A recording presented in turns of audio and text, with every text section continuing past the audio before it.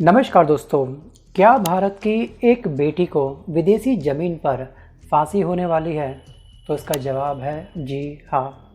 केरल की रहने वाली हमारी बेटी जो विदेशी ज़मीन पर नर्स का कार्य कर रही थी, नर्स का कोर्स उसने भारत से किया, लेकिन भारत में शायद उसको जॉब से संबंधित सही सफलता प्राप्त नहीं हो पाई, इसलिए वो यमन चली गई। और 16 जुलाई 2025 को यमन की सरकार ने उसको फांसी की सज़ा सुना दी है, यानी कि इस दिन उसको फांसी दी जाएगी। हमारी भारत की बेटी को फांसी पर चढ़ाया जाएगा। बस कुछ ही दिन अब शेष बचे हैं और हमारी बेटी का नाम है निमिषा प्रिया। उम्र है 37 साल और राज्य है इनका केरल, देश है हमारा भारत। और सज़ा हुई है फांसी की, वो भी यमन देश के अंदर। क्या भारत की सरकार उसे बचा पाएगी? मतलब कि हमारे भारत की सरकार आखिरकार क्या उसको हमारे देश वापस ला पाएगी? और जानेंगे इस वीडियो में कि आखिरकार क्यों हुई मौत की सज़ा निमिषा प्रिया को। क्या है पूरा मामला, जानेंगे आसान भाषा में। तो शुरुआत करते हैं, समझते हैं पहले हम थोड़ा सा कि कौन है निमिषा प्रिया। निमिषा प्रिया केरल के पलक्कड़ ज़िले की रहने वाली है और 2011 में इन्होंने नर्सिंग की पढ़ाई पूरी करी और माँ बाप इनके दिहाड़ी मजदूरी करते थे। मतलब कि परिवार की हालत काफ़ी खस्ता थी और अपने परिवार की हालत और हालात को सुधारने के लिए नौकरी की तलाश में वो यमन चली गई। दोस्तों, यहाँ पर यमन जाने वाली ये पहली बेटी नहीं है। न जाने कितने लोग यमन जाते हैं रोज़गार प्राप्त करने के लिए। सोचिए, हमारे भारत में बेरोजगारी का स्तर इस कदर बढ़ चुका है कि लोग अपना भारत देश छोड़ करके विदेश में रह रहे हैं जॉब करने के लिए। मतलब विदेश जा रहे हैं जॉब प्राप्त करने के लिए। आपको याद होगा डंकी मूवी, आपको याद होगा डंकी रूट के बारे में। चलिए मैं आता हूँ वापस टॉपिक की तरफ। सोचिए, यमन जैसे देश के अंदर भी हम लोग रोजगार के स्कोप ढूंढ रहे हैं। यमन की वर्तमान में हालात खुद खस्ता पड़ी हुई है। ये देश खुद वेंटिलेटर पे पड़ा हुआ है। अब यहाँ पे क्या हुआ कि यमन एक ऐसा देश है जहाँ पर भारत की कई नर्सें काम करती हैं ऑलरेडी। 2023 तक यमन में करीब 1200 भारतीय काम कर रहे थे, जिनमें 300 से ज़्यादा महिलाएं स्वास्थ्य सेवाओं से जुड़ी गतिविधियों में यमन देश के अंदर संलिप्त है। मतलब कि कोई हॉस्पिटल में कोई नर्स का जॉब कर रहा है, तो कोई अपना पर्सनल किसी के घर में जाकर के प्राइवेट नर्स बनी हुई हैं। तो इस तरह से स्वास्थ्य संबंधी सेवाएं वो कर रही हैं। अब बात करते हैं कि आखिरकार ऐसा क्या हो गया अभी यमन के अंदर कि सीधे वहाँ की सरकार ने फांसी की सज़ा सुना दी, जबकि भारत देश के अंदर दोस्तों फांसी की सज़ा इतनी आसानी से नहीं सुनाई जाती है। यमन में बड़ी जल्दी से इनको फांसी की सज़ा सुना दी गई और हमारी भारत की सरकार को बिल्कुल भी मौका नहीं दिया गया एक्शन लेने का। अब सोचिए एक बार कि यमन में कुछ साल पहले ये काम करने के बाद निमिषा ने अपना एक छोटा सा एक प्राइवेट क्लिनिक खोलने का एक सपना बुन लिया। बस शायद इनकी यही गलती थी। अब एक लंबा समय होता है कि नर्स का कार्य करते करते बोर हो गए, ठीक है, हम क्यों ना अपनों की काम स्टार्ट करें, भाई हमको अच्छा खासा एक्सपीरियंस भी है। तो वहीं पर ये अपना सपना बुनने के दौरान उनकी एक मुलाकात हुई एक पर्सनैलिटी से, एक व्यक्ति से, जिसका नाम है तलाल अब्दो महीदी। तो ये दोस्तों यमन का नागरिक था। ध्यान रखिएगा, इसका संबंध किससे है? यमन से। ये वहाँ का लोकल नागरिक है और जो हमारी बेटी है निमिषा प्रिया वो भारतीय है। अब तलाल ने उनसे एक वादा किया कि वो क्लिनिक शुरू करने में उनकी मदद करेगा। मतलब कि दोनों में अब बिजनेस पार्टनरशिप स्टार्ट हो गई।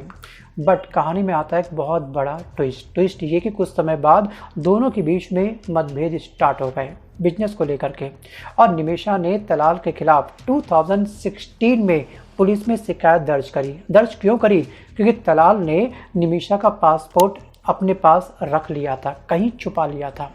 और निमिषा लगातार उससे पासपोर्ट मांगती रही कि मेरा पासपोर्ट मुझे वापस कर, मुझे अपने देश वापस जाना है, अपने परिवार से मिलने जाना, तो पासपोर्ट की आवश्यकता पड़ेगी। बट उसने एक ना सुनी। सोचिए, और उसके बाद इसने क्या करा, निमिषा ने पुलिस कंप्लेंट करी और तलाल को पुलिस ने वहाँ की अरेस्ट भी कर लिया। बट था तो वो दोस्तों वहाँ का लोकल नागरिक और वहाँ की सरकार का, वहाँ के कानून का उसके प्रति थोड़ा झुकाव भी था। और कुछ समय बाद वहाँ के पुलिस वालों ने उसको रिहा कर दिया और रिहा करने के बाद में निमिषा को तलाल लगातार थ्रेट्स दे रहा था, धमकी दे रहा था, उसको डरा धमका रहा था। वहीं से शुरू हुआ डराने धमकाने का सिलसिला स्टार्ट। और लगातार निमिषा अपने परिवार वालों से बात करती थी, अपना जो हालत थी यमन के अंदर वो बयां कर रही थी। परिवार को पल पल घड़ी की हर खबर थी कि आखिरकार उसकी लाइफ में क्या चल रहा है। तो यहाँ पर निमिषा ने अपने परिवार वालों को ये भी बताया था कि भैया तलाल ने मेरा पासपोर्ट जब्त कर लिया है। सोचिए, तलाल ने निमिषा का पासपोर्ट जब्त कर लिया था। लगातार वो उससे रिक्वेस्ट कर रही थी, बट कभी कभी क्या होता है ना कि भैया सीधे पेड़ जंगल के हमेशा पहले काटे जाते हैं, तो ज़रूरत से ज़्यादा सीधा बनना भी अच्छी बात नहीं है। बट यहाँ मैं आपको एक चीज़ और ऐड करना चाहूँगी, कभी भी आपका कोई अपना या फिर आप खुद विदेश जाते हैं जॉब की तलाश में या फिर जॉब करने के लिए, तो हमेशा अपनी आईडी प्रूफ, खास तौर पे अपना पासपोर्ट, अपना वीज़ा, अपने ऑल जितने भी आपके डॉक्यूमेंट होते हैं, वो किसी भी अपने पर भी विश्वास करते हुए उसको आपने नहीं देने हैं। आपने देखी होगी एक मूवी आई थी एनीबॉडी कैन डांस, पार्ट 2 जो आई थी ना, उसकी बात कर रहा हूँ मैं। उसमें किस तरह से इंडिया में बल्क में काफ़ी सारे युवा विदेश जाते हैं काम की तलाश में, अचानक से उनके पासपोर्ट खो जाते हैं, फिर कोई व्यक्ति शायद उनके पासपोर्ट छीन लेता है, उनको ब्लैकमेल करना स्टार्ट कर देता है, तो उनकी लास्ट में क्या होती है हालत, वो आपको पता होगा ना। तो हमेशा ध्यान रखिएगा कि अगर आप इंडिया में रह रहे हो तो बिंदास, कोई बात नहीं, आधार कार्ड जहाँ पड़ा है पड़े रहने दो, पासपोर्ट जहाँ पे कोई दिक्कत नहीं, वैसे डॉक्यूमेंट संभाल के रखने चाहिए, मतलब आप अपने पे विश्वास कर सकते हो। अगर खो भी गए तो आपके 7 डेज 15 डेज़ में आपके डॉक्यूमेंट फिर से बन जाते हैं। ऑनलाइन अप्लाई करो अपना, तुरंत आपके घर में आपका आधार कार्ड आ जाएगा, आपका वोटर आईडी कार्ड आ जाएगा, आपका पासपोर्ट तब भी घर में आ जाएगा। लेकिन अगर आप विदेश में रह रहे हो तो वो डॉक्यूमेंट आपको अपने जान से भी प्यारे होने चाहिए, इतना संभाल के आपको रखना चाहिए। चलिए मैं आता हूँ वापस टॉपिक की तरफ। अब दोस्तों यहाँ पर क्या हुआ कि निमिषा काफ़ी परेशान हो गई, और परेशान होकर के निमिषा ने तलाल को एक दिन बेहोशी का इंजेक्शन देने की कोशिश की ताकि पासपोर्ट लेकर के वो भाग सके। सोचिए भाई क्या होगा, उसके घर में वो तलाशी लेगी, कहीं ना कहीं पासपोर्ट समय घर में रखा होगा, जैसे पासपोर्ट मिल जाएगा उसको, जितने वो बेहोश पड़ा होगा आसानी से वो सर्च कर सकती है और अपने यमन से बाहर निकल करके अपने देश वापस आ सकती है। क्योंकि यमन में ना उसकी हालत काफ़ी बद से बदतर हो रही थी, क्योंकि भाई दूर के ढोलना काफ़ी सुहावने लगते हैं। जब हम दूर से किसी खेत को देखते हैं ना, वो लगता है कि वाह क्या खेत है यार, किसान क्या कमा रहा होगा, कितना हरा भरा खेत है। जब खेत के करीब जाते हो, जब उस खेत के अंदर उतरते हो ना, तो आपको चलता पता कि वास्तविक रूप से क्या खेतों में तो भाई केंचुए भी होते हैं, कोई भी कंकड़ भी हमको लग सकता है, क्या पता किसी खेत के अंदर कोई नेवरा या फिर सांप घूम रहा होगा। तो गाइस ऐसे ही ना विदेशों की माया भी हमको लगती है कि बहुत अच्छा है, सब कुछ चंगा से। अब यहाँ पे क्या हो गया कि इसने क्या करा कि इसको बेहोशी का इंजेक्शन दिया, लेकिन वो इंजेक्शन ओवरडोज हो गया, ओवरडोज की वजह से तलाल की मौत हो गई।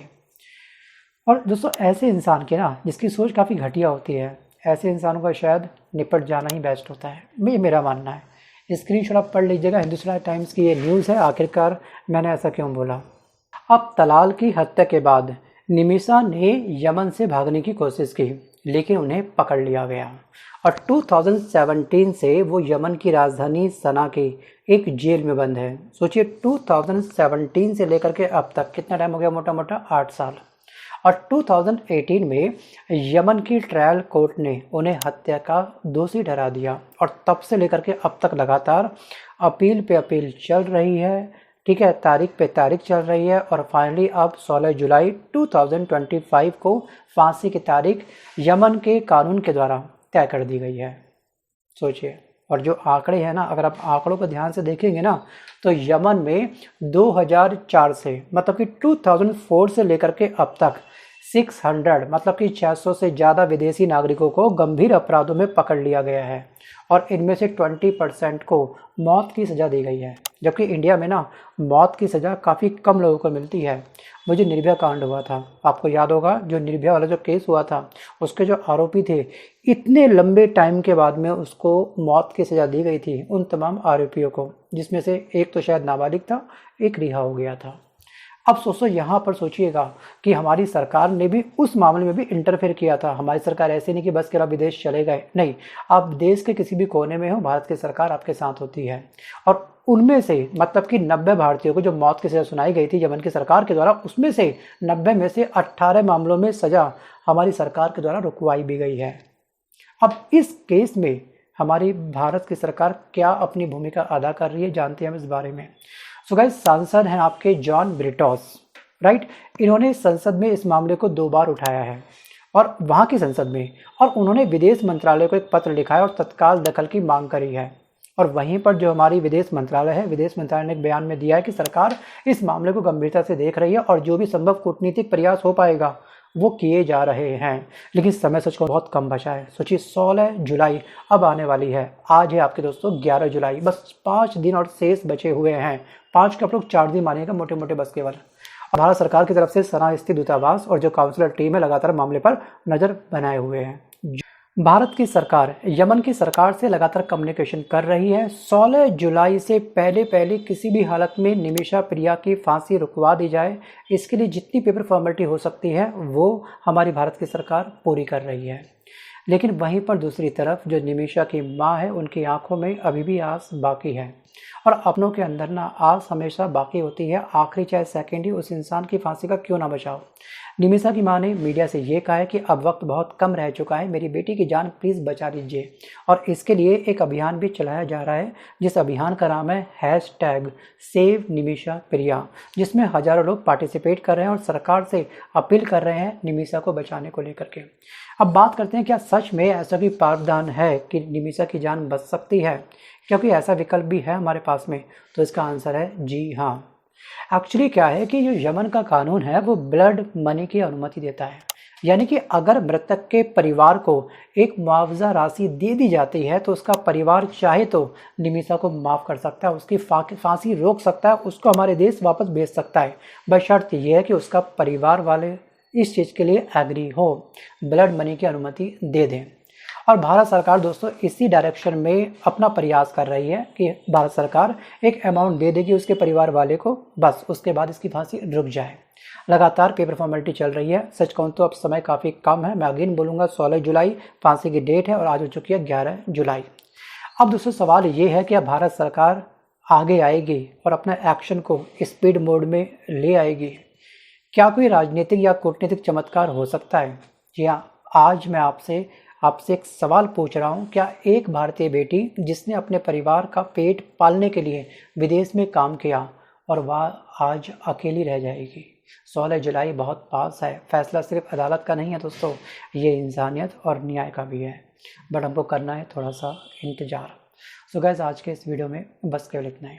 मिलता हूं चलते नए वीडियो के साथ, तब तक के लिए धन्यवाद। लेकिन जाने से पहले मेरा आपसे एक सवाल और है कि अगर आप भारत के विदेश मंत्री होते तो इस मैटर को आप कैसे सॉल्व करते, कैसे हल करते? पॉइंट टू पॉइंट वीडियो पे आप मुझे कमेंट करके पक्का बताइएगा। धन्यवाद।